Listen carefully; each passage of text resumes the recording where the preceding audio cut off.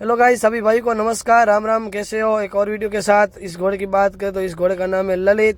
Owner की बात करें तो खिम सिंह जी, और अभी सवार बैठे हुए हैं विक्रम सिंह जी।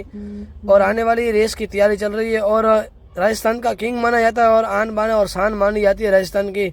इस घोड़े ने अभी तक छोटी और बड़ी लेवल में अपने नाम 15 से 17 इनाम अपने नाम कर चुका है। और अभी 17 तारीख की रेस है जो वेकरिया में, उसकी भी तैयारी चल रही है। और उस पे सवार होंगे गुलाम भाई राजा, जो राजस्थान के नामचीन सवार हैं और कच्छ में भी बहुत ही अच्छी रेस अपने नाम कर चुके हैं गुलाम भाई। और दोस्तों, इस घोड़े की जितनी भी तारीफ करें उतनी कम है। बहुत ही अच्छा चलता है और रफ्तारबाज घोड़ा है। तो अभी आने वाली रेस में ये घोड़ा भाग लेगा और सूरत में भी रेस है, उसमें भी भाग लेगा। तो चलो मिलते हैं दोस्तों अगले वीडियो में। ये वीडियो आपको पसंद आए तो मेरी यूट्यूब चैनल को आप लाइक कीजिए, शेयर कीजिए और ज़्यादा से ज़्यादा शेयर कीजिए।